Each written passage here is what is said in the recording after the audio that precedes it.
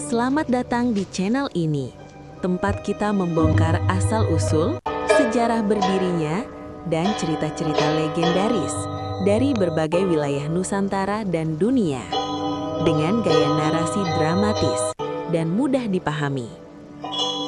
Sebelum kita mulai, pastikan kamu sudah tekan like, subscribe, dan tulis di kolom komentar cerita asal-usul apa yang ingin kamu dengar berikutnya. Karena komentar kamu bisa jadi episode selanjutnya. Sekarang, siapkan waktumu, karena kisahnya dimulai dari sini. Konon, Keraton Solo tidak dibangun hanya karena perang dan perebutan tahta. Di balik megahnya istana para raja Jawa itu, tersembunyi kutukan berdarah, pengkhianatan keluarga kerajaan, dan bisikan gaib yang membuat seluruh Mataram harus pindah dari tanah asalnya. Malam itu, suara gamelan misterius terdengar sendiri dari Keraton Kartasura yang telah dipenuhi mayat dan api pemberontakan. Pakubuwono II berdiri gemetar di tengah kegelapan saat seorang abdi tua berbisik pelan.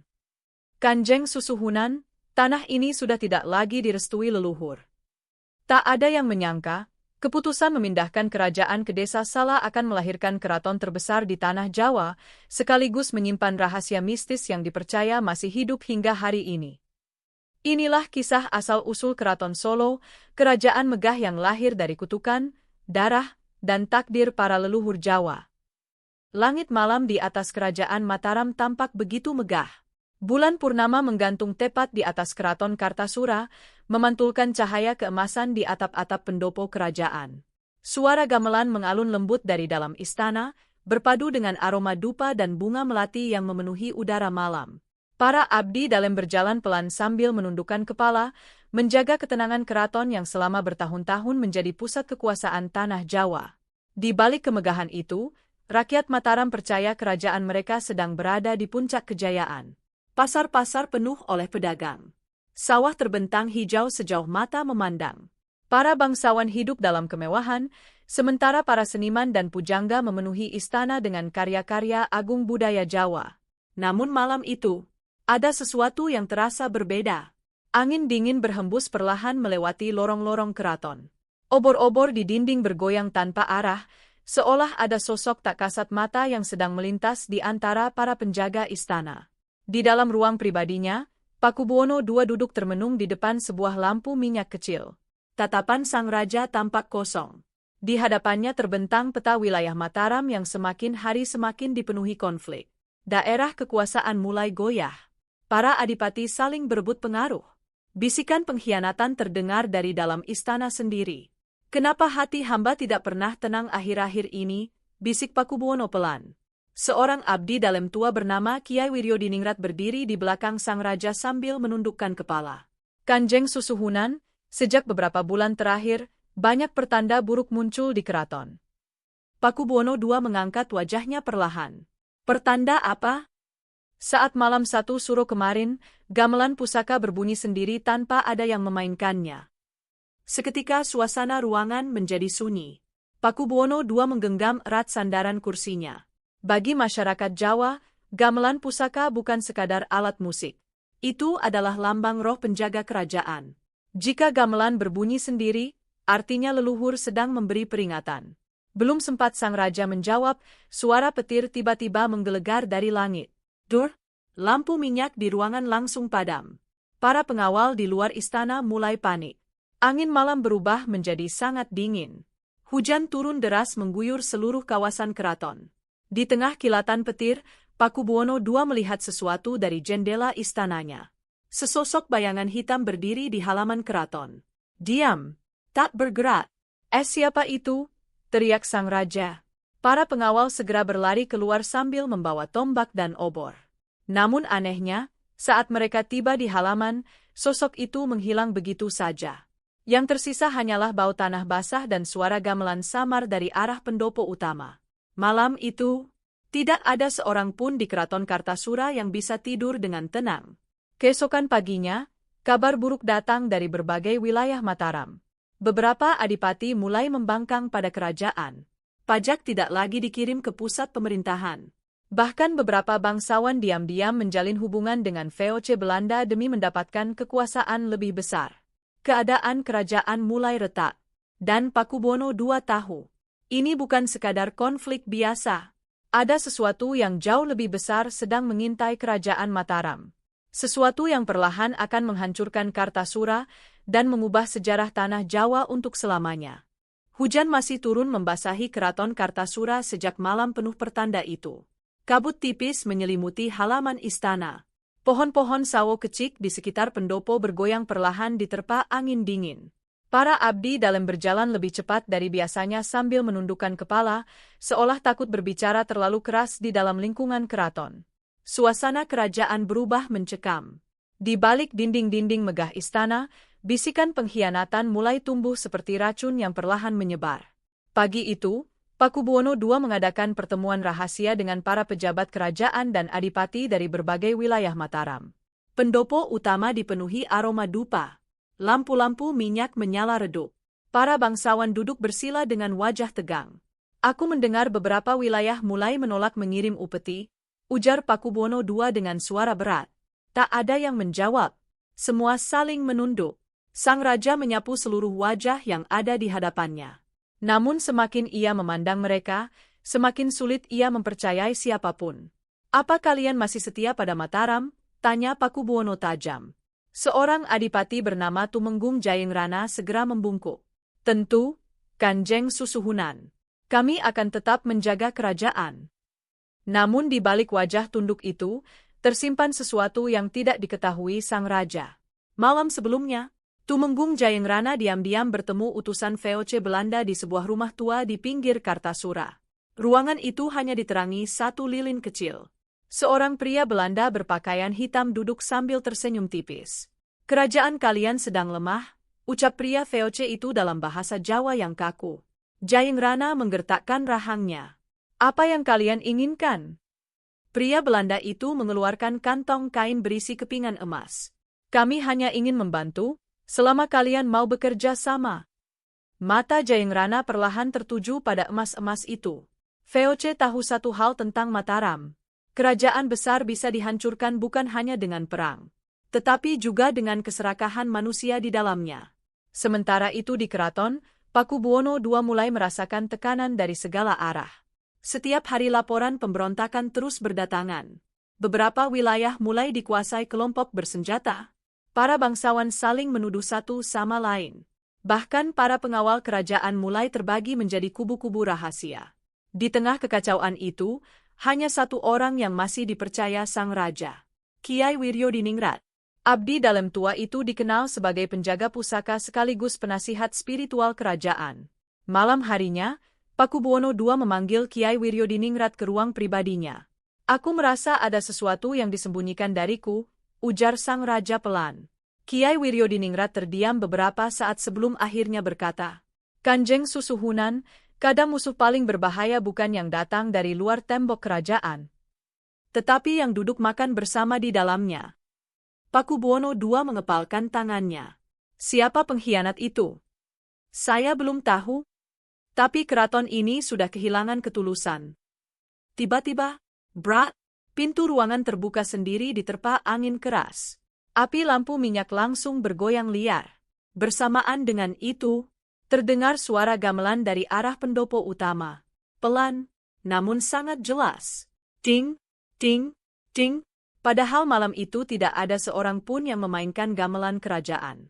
Wajah Kiai Wiryodiningrat mendadak pucat. Itu suara Kiai Guntur Sari, bisiknya gemetar. Pakubuwono II menatap tajam. Gamelan pusaka itu hanya dimainkan saat kerajaan berada dalam bahaya besar. Tanpa berkata apa-apa, mereka berdua segera berjalan menuju pendopo utama. Lorong-lorong keraton terasa sangat dingin malam itu. Suara langkah kaki para pengawal menggema pelan. Namun saat mereka tiba di pendopo, tak ada siapapun di sana. Hanya seperangkat gamelan pusaka yang masih bergetar sendiri di tengah ruangan gelap.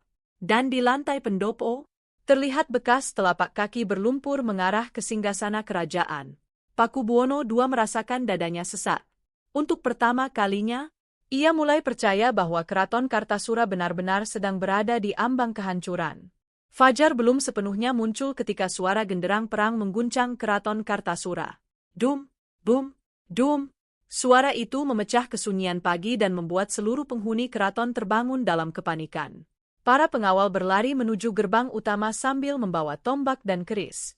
Para abdi dalam berhamburan keluar dari kamar mereka dengan wajah pucat. Dari atas benteng keraton, asap hitam terlihat membumbung tinggi dari arah pasar kota. Pemberontakan akhirnya pecah. Pasukan pemberontak sudah memasuki Kartasura, teriak seorang prajurit dengan napas tersengal. Pakubuwono II yang baru saja mengenakan pakaian kebesarannya langsung berdiri dari kursi singgasananya. Wajahnya tegang, namun sorot matanya menyimpan ketakutan yang belum pernah terlihat sebelumnya. Siapa pemimpinnya? Tanyanya. Belum diketahui, Kanjeng Susuhunan, tapi jumlah mereka sangat banyak. Belum sempat sang raja memberi perintah, suara ledakan kembali terdengar dari luar tembok istana. Brat! Gerbang sisi utara kerajaan mulai dibakar massa. Api menjulang tinggi ke langit pagi. Jeritan rakyat terdengar dari berbagai penjuru kota. Kartasura yang selama ini menjadi pusat kejayaan Mataram kini berubah menjadi lautan kekacauan.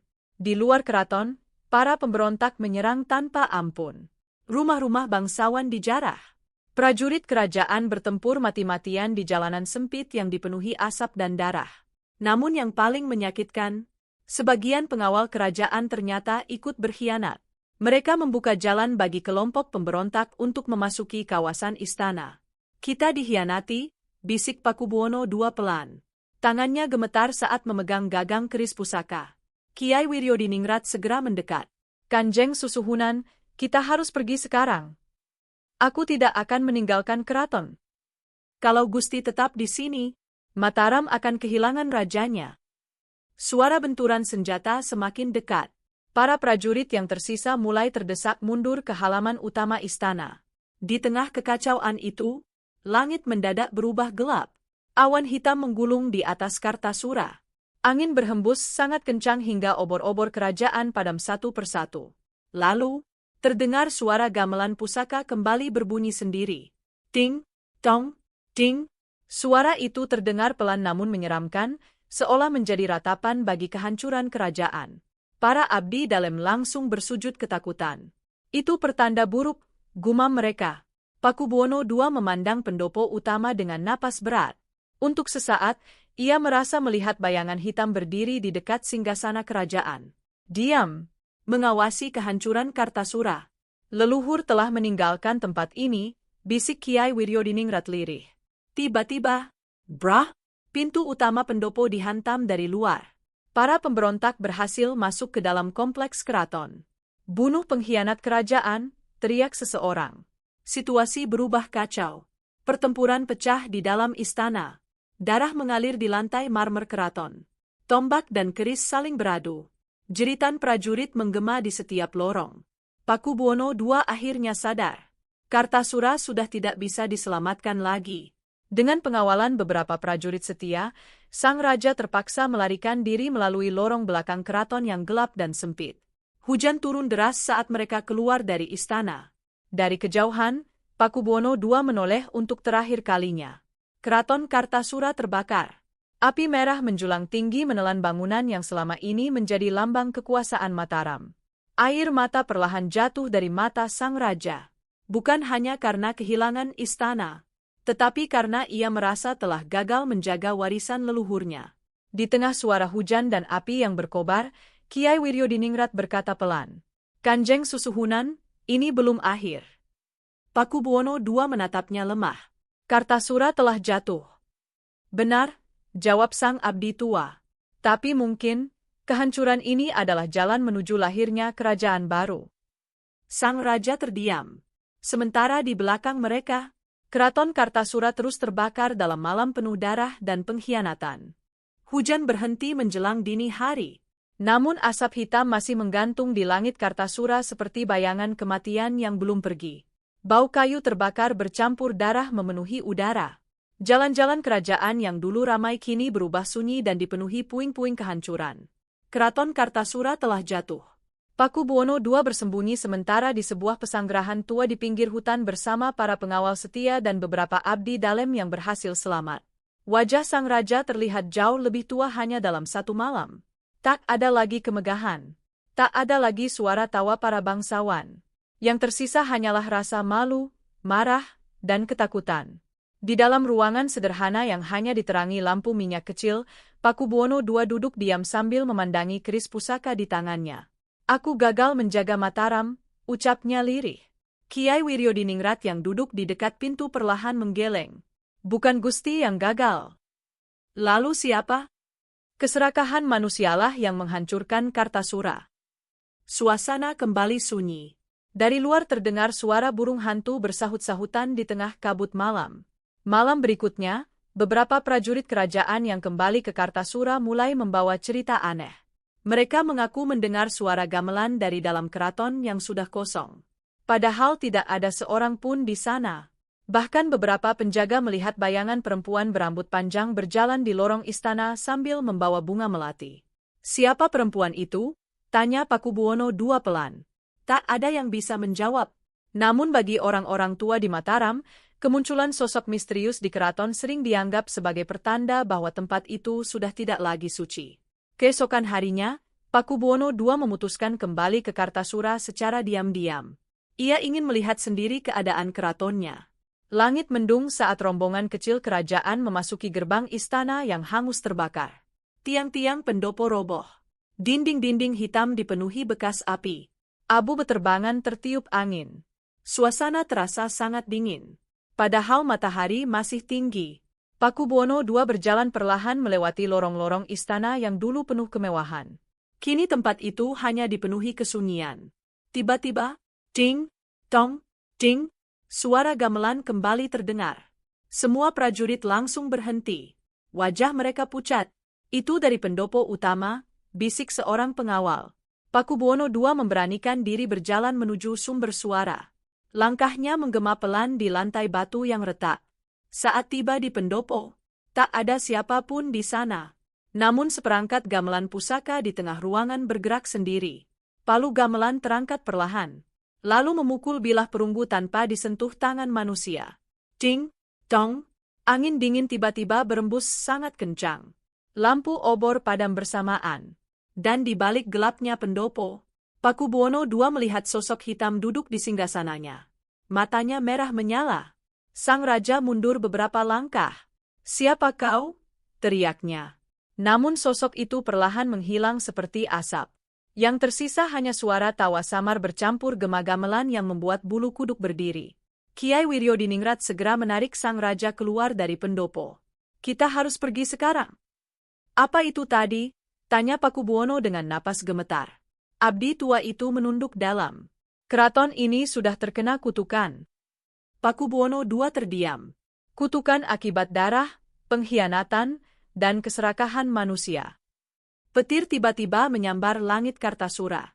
Dur, hujan turun kembali dengan deras. Di tengah hujan itu, Kiai Wiryodiningrat berkata pelan namun tegas, "Kanjeng Susuhunan, selama kerajaan tetap berdiri di tanah ini, Mataram tidak akan pernah menemukan kedamaian." Pakubuwono II memandang keraton yang hancur dengan mata berkaca-kaca. Untuk pertama kalinya, muncul keinginan dalam hatinya untuk meninggalkan Kartasura selamanya. Dan tanpa ia sadari, keputusan itu akan mengubah sejarah tanah Jawa untuk selamanya. Malam turun perlahan di atas tanah Kartasura yang masih dipenuhi luka. Hujan telah berhenti, namun udara dingin tetap menyelimuti bekas keraton yang hangus terbakar. Asap tipis masih terlihat membubung dari beberapa bangunan yang belum sepenuhnya padam. Di kejauhan, suara anjing liar dan burung malam terdengar bersahutan, membuat suasana terasa semakin mencekam. Di sebuah pesanggerahan kecil di luar kota, Pakubuwono II belum juga memejamkan mata. Sudah berhari-hari sang raja hidup dalam kegelisahan. Setiap kali ia menutup mata, bayangan Kartasura yang terbakar selalu muncul kembali di pikirannya. Jeritan rakyat, pengkhianatan para bangsawan, hingga sosok hitam di singgasana kerajaan terus menghantuinya. Di depan ruangan, dupa perlahan mengepul. Kiai Wiryodiningrat duduk bersila sambil membaca doa-doa Jawa kuno. "Kanjeng Susuhunan harus menenangkan batin," ucap sang abdi tua pelan. Pakubuwono II menghela napas berat. "Bagaimana aku bisa tenang saat Mataram hampir hancur?" Kiai Wiryodiningrat menatap sang raja dalam-dalam. Terkadang leluhur menghancurkan sesuatu untuk menunjukkan jalan baru. Kalimat itu membuat Pakubuwono II terdiam. Malam semakin larut. Suara jangkrik memenuhi kesunyian hutan. Akhirnya sang raja memutuskan melakukan semedi untuk meminta petunjuk dari para leluhur Mataram. Dengan pakaian putih sederhana, Pakubuwono II duduk bersila di sebuah ruangan kecil yang hanya diterangi satu lampu minyak. Di hadapannya terletak keris pusaka kerajaan dan semangkuk air bunga. Perlahan sang raja memejamkan mata. Suasana menjadi sangat sunyi. Angin di luar mendadak berhenti. Bahkan suara jangkrik pun menghilang. Entah sudah berapa lama Pakubuwono II tenggelam dalam semedinya. Sampai tiba-tiba, ia melihat cahaya. Sebuah cahaya putih besar muncul di tengah kegelapan. Pakubuwono II perlahan berdiri di dalam mimpinya. Di hadapannya terbentang jalan panjang yang diselimuti kabut tebal. Dari kejauhan terdengar suara gamelan lembut mengiringi langkahnya. Semakin jauh ia berjalan, kabut mulai terbuka. Dan di sana, berdiri sosok-sosok berjubah putih. Wajah mereka tidak terlihat jelas, namun aura mereka begitu agung dan menenangkan. Pakubuwono II langsung berlutut. "Apakah kalian leluhur Mataram?" tanyanya pelan. Salah satu sosok maju perlahan. Suara beratnya menggema di seluruh tempat itu. Kartasura telah kehilangan kesuciannya. Pakubuwono II menunduk semakin dalam. "Lalu apa yang harus hamba lakukan?" Sosok itu mengangkat tangannya. Tiba-tiba cahaya besar muncul dari arah timur. Di balik cahaya itu terlihat sebuah tanah hijau yang dialiri sungai jernih dan dipenuhi pepohonan rindang. "Pergilah ke tanah yang diberkahi. Di sanalah kerajaan baru akan lahir." Pakubuwono II mencoba melihat lebih jelas. Di tengah cahaya samar itu, ia melihat sebuah desa kecil. Sunyi, tenang, namun memancarkan kekuatan yang aneh. "Tanah apa itu?" tanya sang raja. Suara para leluhur menjawab bersamaan. "Salah?" Petir besar tiba-tiba menyambar. Pakubuwono II langsung terbangun dari semedinya dengan napas terengah-engah. Lampu minyak di ruangan padam.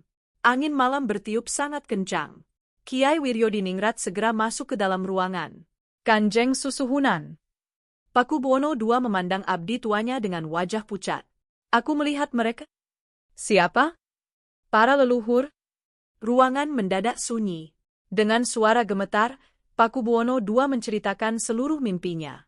Tentang cahaya besar, tentang desa kecil bernama Sala, dan tentang perintah untuk meninggalkan Kartasura. Setelah mendengar cerita itu, Kiai Wiryodiningrat perlahan menundukkan kepala. Kalau begitu, petunjuknya sudah jelas. Pakubuwono II menatapnya tajam. "Kita harus mencari desa itu." Abdi tua itu mengangguk pelan. "Mungkin, di sanalah masa depan Mataram berada." Di luar pesanggerahan, angin malam kembali berembus pelan. Dan jauh di arah timur, bulan purnama perlahan muncul di balik awan gelap, seolah sedang menunjukkan jalan menuju tanah baru yang kelak akan dikenal sebagai Keraton Solo. Fajar baru saja menyingsing ketika rombongan kecil kerajaan meninggalkan tempat persembunyian mereka. Kabut pagi masih menyelimuti jalan-jalan tanah yang basah oleh hujan semalam. Kuda-kuda berjalan perlahan melewati hutan lebat, sungai kecil, dan perkampungan sunyi di wilayah timur Mataram. Di barisan paling depan, Pakubuwono II menunggang kudanya tanpa banyak bicara. Mimpi tentang desa bernama Sala terus terbayang di pikirannya. Sementara di belakangnya, Kiai Wiryodiningrat membawa keris pusaka kerajaan yang dibungkus kain putih. Sesekali sang abdi tua menengadah ke langit, seolah sedang membaca pertanda alam. Perjalanan itu terasa panjang dan melelahkan. Mereka telah melewati banyak desa, namun tak satu pun terasa seperti tempat yang dilihat Pakubuwono II dalam mimpinya. Beberapa wilayah justru tampak suram. Ada desa yang dilanda kekeringan. Ada pula tempat yang dipenuhi reruntuhan akibat perang dan perampokan. "Apakah kita berada di jalan yang benar?" tanya salah satu pengawal. Kiai Wiryodiningrat menutup mata sesaat. Leluhur akan menunjukkan jalannya. Menjelang sore, rombongan tiba di tepi sebuah sungai yang airnya mengalir tenang. Matahari mulai condong ke barat, memantulkan cahaya keemasan di permukaan air. Pepohonan besar berdiri rindang di sekitar tempat itu, sementara angin membawa aroma bunga yang menenangkan. Pakubuwono II perlahan menghentikan kudanya. Entah mengapa, dadanya terasa hangat saat melihat tempat itu. "Tempat apa ini?" tanyanya pelan. Seorang warga tua yang sedang memikul kayu mendekat dengan hati-hati. Ini desa Sala, Gusti. Mendengar nama itu, seluruh rombongan langsung saling berpandangan. Pakubuwono II turun dari kudanya perlahan. Matanya menatap setiap sudut desa kecil itu. Rumah-rumah penduduk berdiri sederhana. Anak-anak bermain di dekat sungai. Tak ada kemewahan. Tak ada benteng besar. Namun suasana tempat itu terasa damai, sangat berbeda dari Kartasura yang dipenuhi ketegangan dan pengkhianatan. Tiba-tiba, angin yang sejak tadi bertiup mendadak berhenti. Daun-daun pohon diam tak bergerak. Suasana menjadi sangat hening. Dan pada saat itulah, aroma melati memenuhi udara. Para pengawal mulai merinding. Kiai Wiryodiningrat menutup mata sambil menggenggam keris pusaka erat-erat. Kanjeng Susuhunan, bisiknya lirih. Tanah ini hidup. Pakubuwono II memandang langit perlahan. Di atas desa itu, sekumpulan burung putih terbang membentuk lingkaran sebelum akhirnya menghilang ke arah matahari terbenam. Bagi masyarakat Jawa, itu adalah pertanda baik. Namun keanehan belum berhenti. Seorang pertapa tua tiba-tiba muncul dari balik pepohonan. Jubahnya lusuh, rambutnya panjang memutih. Namun sorot matanya tajam dan tenang. Tak seorang pun tahu dari mana ia datang. Semua pengawal langsung bersiaga. Aku sudah menunggu kedatanganmu, wahai Raja Mataram, ucap pertapa itu pelan. Pakubuwono II terkejut. Siapa kau? Aku hanya penjaga tanah ini. Pertapa tua itu lalu menunjuk ke arah sebuah tanah lapang di dekat sungai. Disitulah kelak kerajaan baru akan berdiri. Suasana mendadak sunyi. Pakubuwono II melangkah perlahan menuju tanah yang ditunjuk sang pertapa. Saat kakinya menyentuh tanah itu, angin hangat tiba-tiba berembus lembut. Burung-burung berkicau bersamaan. Dan suara gamelan samar terdengar entah dari mana. Kiai Wiryodiningrat langsung bersujud. Leluhur telah memilih tempat ini. Pakubuwono II menatap tanah lapang itu dengan mata berkaca-kaca. Untuk pertama kalinya sejak Kartasura jatuh, ia merasakan ketenangan. Namun di balik kedamaian desa Sala, sang raja belum menyadari bahwa perjalanan membangun kerajaan baru akan dipenuhi ujian yang jauh lebih besar. Sebab kabar tentang perpindahan kerajaan mulai terdengar hingga ke telinga VOC Belanda. Dan mereka tidak akan tinggal diam. Langit desa Sala dipenuhi cahaya bulan purnama. Kabut tipis turun perlahan menyelimuti pepohonan dan aliran sungai yang membelah desa kecil itu. Udara terasa dingin, namun suasana di sekitar tanah lapang yang akan menjadi pusat kerajaan baru justru dipenuhi kesibukan. Ratusan obor menyala di tengah gelap malam.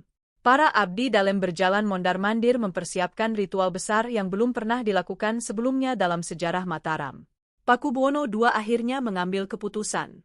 Kerajaan akan dipindahkan dari Kartasura ke desa Sala. Keputusan itu menyebar cepat ke seluruh wilayah Mataram.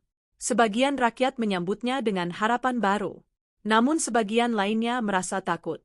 Mereka percaya Kartasura masih dipenuhi roh penasaran akibat perang dan pengkhianatan. Dan memindahkan kerajaan berarti memindahkan takdir seluruh Mataram. Di tengah lapangan utama desa Sala, Kiai Wiryodiningrat memimpin persiapan ritual sakral. Dupa dibakar di 4 penjuru mata angin. Bunga setaman ditebar di tanah. Sementara para empu keraton membersihkan pusaka-pusaka kerajaan dengan air kembang dan doa-doa kuno. Malam semakin larut. Suara gamelan mulai dimainkan perlahan. Nada-nadanya terdengar syahdu namun penuh kesedihan, seolah mengiringi perpisahan panjang dengan Kartasura. Pakubuwono II berdiri diam memandangi kereta kerajaan yang membawa pusaka-pusaka Mataram. Di dalam kereta itu tersimpan keris, tombak, mahkota, hingga benda-benda peninggalan leluhur kerajaan. Kiai Wiryodiningrat mendekat perlahan. Kanjeng Susuhunan. Apakah semua sudah siap? Semuanya menunggu perintah Gusti. Pakubuwono II menarik napas panjang. Tatapannya mengarah ke timur, ke arah Kartasura yang kini tinggal kenangan penuh luka. Aku tidak pernah membayangkan Mataram akan meninggalkan tanah leluhurnya. Kiai Wiryodiningrat menunduk hormat. Terkadang kerajaan harus kehilangan rumahnya agar bisa menyelamatkan jiwanya. Kalimat itu membuat Pakubuwono II terdiam lama. Tak lama kemudian, seorang prajurit datang tergesa-gesa. Kanjeng Susuhunan. Utusan Voce terlihat mendekati wilayah Sala. Suasana langsung tegang. Para pengawal memegang tombak mereka erat-erat. Pakubuwono II mengepalkan tangannya. VOC rupanya mulai mengetahui rencana pemindahan kerajaan. Namun malam itu, ritual tidak boleh dihentikan. Lanjutkan semuanya, perintah sang raja tegas. Tidak ada yang boleh menggagalkan malam ini. Gamelan kembali ditabuh. Dum, dum, suara kendang menggema di seluruh desa. Ribuan rakyat mulai berkumpul sambil membawa obor. Mereka berjalan perlahan mengikuti iring-iringan kereta pusaka kerajaan. Dari kejauhan, pemandangan itu tampak seperti lautan cahaya bergerak di tengah gelap malam. Anak-anak kecil memandangi prosesi itu dengan kagum. Para orang tua menundukkan kepala penuh haru. Sebab mereka sadar, mereka sedang menyaksikan lahirnya sejarah baru tanah Jawa. Di depan iring-iringan, Kiai Wiryodiningrat terus membaca doa. Tiba-tiba, angin besar berembus sangat kencang. Api obor bergoyang liar. Beberapa kuda meringkik ketakutan.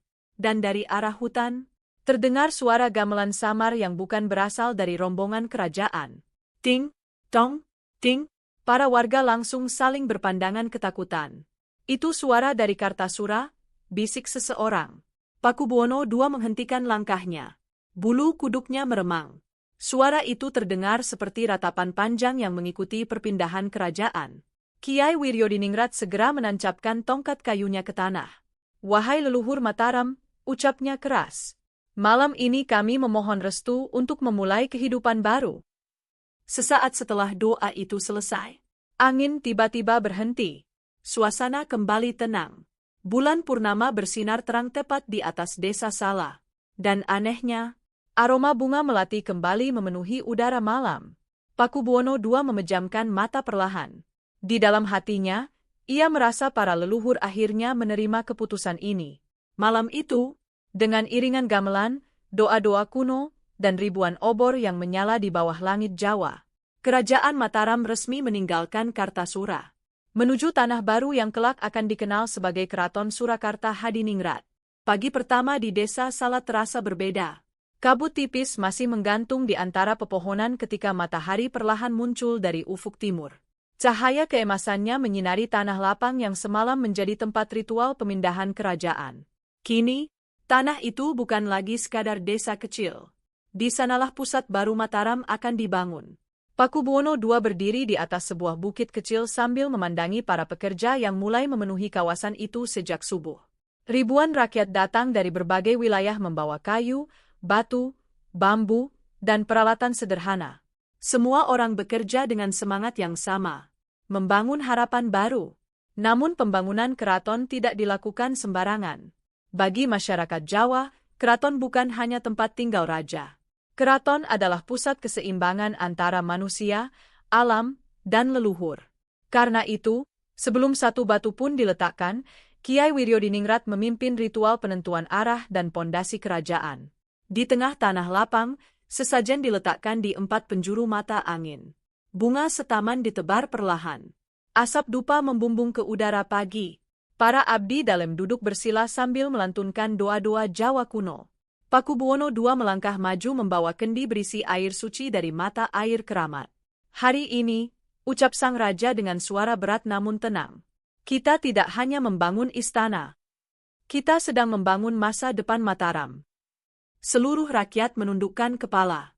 Kemudian, sang raja menuangkan air suci ke atas tanah yang akan menjadi pusat singgasana kerajaan. Kiai Wiryodiningrat lalu menyerahkan sebuah batu hitam besar. Silakan, Kanjeng Susuhunan. Dengan kedua tangan, Pakubuwono II meletakkan batu pertama pondasi kerajaan. Dum, suara gamelan langsung menggema. Kendang dipukul bertalu-talu. Sorak rakyat memenuhi udara. Tangis haru terdengar di mana-mana. Hari itu, pembangunan Keraton Surakarta Hadiningrat resmi dimulai. Hari-hari berikutnya, desa Sala berubah menjadi lautan aktivitas. Para tukang kayu bekerja siang malam. Suara pahat dan palu terdengar di seluruh penjuru desa. Tiang-tiang besar mulai berdiri. Pendopo kerajaan perlahan dibangun dengan ukiran-ukiran khas Jawa yang penuh makna filosofi. Namun di tengah semangat itu, bayang-bayang ancaman masih belum hilang. Suatu sore, seorang pengawal datang terburu-buru menemui Pakubuwono II. Kanjeng Susuhunan. Ada utusan VOC datang. Suasana langsung berubah tegang. Beberapa bangsawan saling berpandangan cemas. Pakubuwono II tahu, Belanda tidak akan membiarkan Mataram bangkit dengan mudah. Tak lama kemudian, seorang pria Belanda berpakaian hitam memasuki kawasan pembangunan keraton bersama beberapa pengawalnya. Ia tersenyum tipis sambil memandang bangunan kerajaan yang masih setengah jadi. "Kerajaan baru yang indah," katanya pelan. Pakubuwono II menatapnya dingin. "Apa tujuan kalian datang?" Pria VOC itu membungkuk kecil. "Kami hanya ingin memastikan hubungan baik tetap terjaga." Namun semua orang tahu, VOC tidak pernah datang tanpa maksud tersembunyi. Kiai Wiryodiningrat melangkah pelan mendekati sang utusan. Sorot mata abdi tua itu tajam. "Keraton ini berdiri atas restu leluhur Jawa," ucapnya tegas. "Tidak akan ada yang bisa menghancurkannya." Utusan VOC hanya tersenyum kecil sebelum akhirnya pergi meninggalkan lokasi pembangunan. Namun sejak hari itu, Pakubuwono II sadar bahwa ancaman terhadap kerajaannya belum berakhir. Malam harinya, sang raja berjalan sendirian mengelilingi keraton yang masih dibangun. Obor-obor menyala redup di antara tiang-tiang kayu besar. Angin malam berembus lembut membawa aroma tanah basah dan bunga melati. Pakubuwono II berhenti di tengah pendopo utama yang belum selesai dibangun. Ia memandang langit malam perlahan. "Apakah tempat ini benar-benar akan membawa kedamaian?" bisiknya pelan. Tiba-tiba, angin hangat berembus melewati pendopo. Dan dari kejauhan, terdengar suara gamelan lembut mengalun sendiri. Bukan menyeramkan seperti di Kartasura, melainkan tenang, damai, seolah para leluhur sedang memberi restu. Pakubuwono II menutup matanya perlahan. Untuk pertama kalinya sejak kehancuran Kartasura, ia mulai percaya bahwa Keraton Surakarta Hadiningrat memang ditakdirkan menjadi rumah baru bagi Mataram. Pembangunan Keraton Surakarta Hadiningrat akhirnya selesai setelah melewati berbagai ujian dan pengorbanan. Bangunan megah itu kini berdiri anggun di tengah desa Sala yang perlahan berubah menjadi pusat kehidupan baru Mataram. Pendopo-pendopo besar menjulang dengan ukiran khas Jawa yang indah. Lampu-lampu minyak menyala setiap malam, memantulkan cahaya hangat di dinding keraton. Suara gamelan kembali terdengar, namun kali ini bukan sebagai pertanda kutukan atau kematian, melainkan lambang kehidupan baru. Rakyat mulai berdatangan dari berbagai daerah. Pedagang membuka pasar.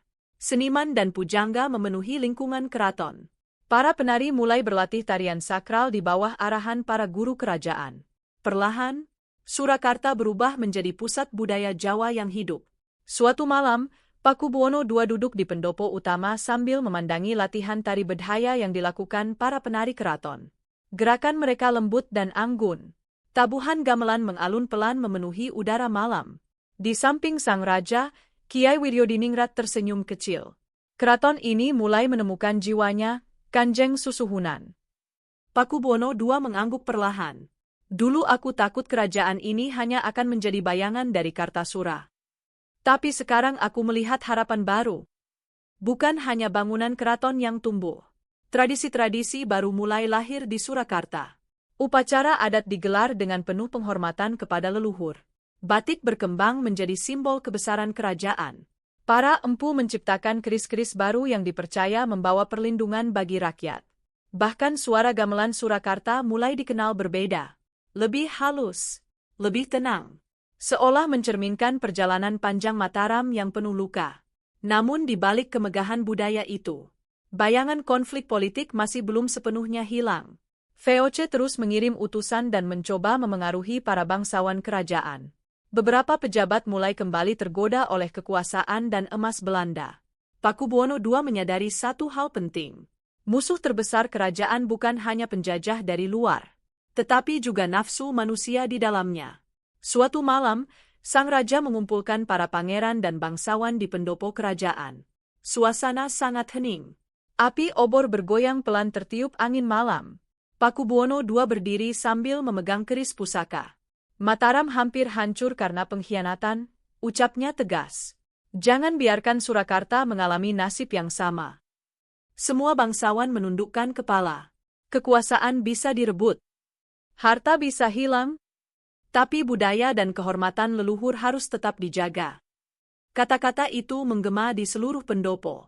Malam itu, para bangsawan akhirnya sadar bahwa Keraton Surakarta bukan sekadar pusat pemerintahan baru, Keraton itu adalah simbol perjuangan untuk menjaga warisan Jawa agar tidak hilang ditelan zaman. Beberapa hari kemudian, rakyat mengadakan pesta besar pertama di alun-alun Surakarta. Lampion dinyalakan. Wayang kulit dimainkan semalam suntuk. Suara tawa anak-anak memenuhi jalanan. Untuk pertama kalinya setelah kehancuran Kartasura, rakyat kembali merasakan kebahagiaan. Pakubuwono II berdiri di balkon keraton memandangi seluruh perayaan itu dengan mata berkaca-kaca. Ia teringat malam kelam ketika Kartasura terbakar. Siapa sangka, dari kehancuran dan kutukan itu, kini lahir sebuah kerajaan baru yang dipenuhi kehidupan dan budaya. Namun jauh di lubuk hatinya, Pakubuwono II tahu, perjalanan Surakarta belum selesai. Karena takdir besar Keraton Solo baru saja dimulai. Malam itu, langit Surakarta tampak begitu tenang. Bulan purnama bersinar terang di atas Keraton Surakarta Hadiningrat yang kini berdiri megah sebagai pusat baru kerajaan Jawa.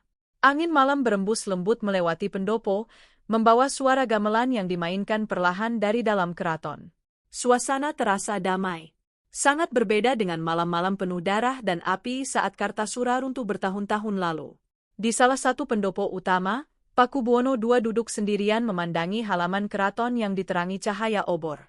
Usianya kini tak lagi muda. Rambutnya mulai memutih. Sorot matanya menyimpan kelelahan panjang seorang raja yang pernah menyaksikan kehancuran kerajaannya sendiri. Namun malam itu, ada ketenangan yang belum pernah ia rasakan sebelumnya. Kiai Wiryodiningrat berjalan perlahan mendekati sang raja sambil membawa secangkir teh hangat. Keraton ini akhirnya hidup kembali, ucap sang abdi tua pelan. Pakubuwono II tersenyum tipis. Bukan hanya keratonnya, tetapi juga harapan rakyatnya. Mereka berdua terdiam beberapa saat. Dari kejauhan terdengar suara wayang kulit dimainkan di alun-alun. Tawa anak-anak bercampur tabuhan gamelan memenuhi udara malam Surakarta. Pakubuwono II memandang suasana itu dengan mata berkaca-kaca. Aku pernah berpikir semuanya telah berakhir saat Kartasura terbakar. Kiai Wiryodiningrat mengangguk perlahan. Kadang kehancuran adalah cara takdir membuka jalan baru. Sang raja menatap langit malam. Ia teringat semua yang telah terjadi. Pengkhianatan para bangsawan. Pemberontakan berdarah. Kutukan keraton Kartasura. Hingga perjalanan panjang menemukan desa Sala yang kini berubah menjadi Surakarta. Semua terasa seperti mimpi panjang yang penuh luka. Namun dari semua penderitaan itu, lahir sesuatu yang jauh lebih besar. Budaya, tradisi, dan warisan leluhur Jawa yang akan hidup selama ratusan tahun. Tak lama kemudian, beberapa pangeran muda datang menghadap sang raja. Mereka membungkukkan badan penuh hormat. Kanjeng Susuhunan. Rakyat menunggu wejangan terakhir panjenengan dalam perayaan malam ini. Pakubuwono II terdiam sesaat. Lalu perlahan ia berdiri. Dengan langkah pelan, sang raja berjalan menuju balkon utama keraton. Ribuan rakyat telah berkumpul di alun-alun. Obor-obor menyala seperti lautan cahaya di tengah malam. Saat Pakubuwono II muncul, seluruh rakyat langsung menundukkan kepala hormat. Sang raja memandang mereka satu persatu. Wajah-wajah rakyat yang dulu dipenuhi ketakutan, kini dipenuhi harapan. Dengan suara berat namun hangat, Pakubuwono II mulai berbicara. Wahai rakyat Surakarta, Mataram pernah jatuh karena keserakahan dan pengkhianatan. Tetapi jangan pernah biarkan kebencian menghancurkan warisan leluhur kita.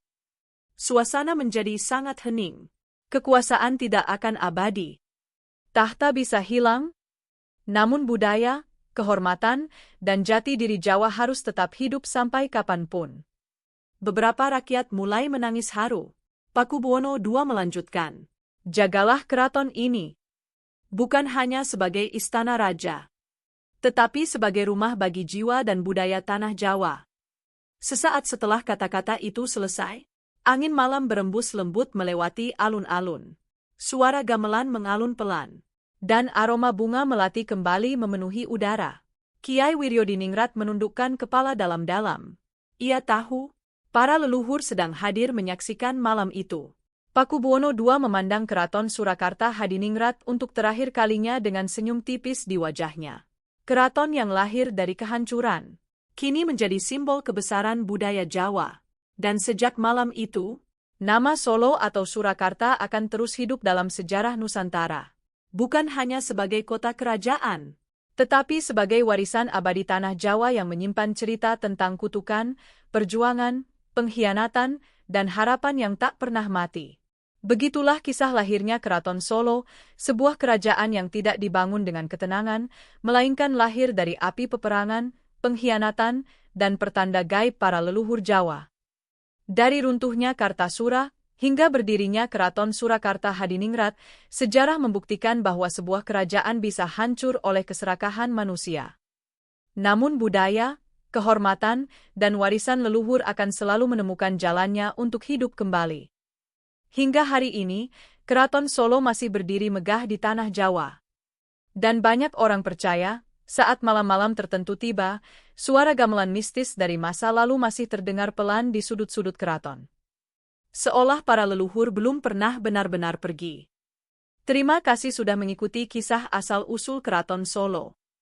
Jangan lupa tinggalkan like, komentar, dan subscribe untuk cerita sejarah, legenda, dan misteri Nusantara lainnya. Sampai jumpa di kisah berikutnya. Begitulah kisah di balik asal-usul dan sejarah yang jarang dibahas. Bukan sekadar cerita masa lalu, tapi jejak yang membentuk dunia yang kita kenal hari ini. Kalau kamu suka konten cerita sejarah, asal-usul kota, legenda, dan kisah tersembunyi seperti ini, jangan lupa bantu channel ini berkembang dengan klik like, subscribe, dan share ke teman kamu. Tulis juga di kolom komentar, kisah apa yang ingin kamu dengar di episode berikutnya. Siapa tahu, cerita pilihan kamu yang akan kita angkat selanjutnya. Terima kasih sudah menonton sampai akhir. Sampai bertemu di kisah berikutnya, karena setiap tempat punya rahasianya sendiri.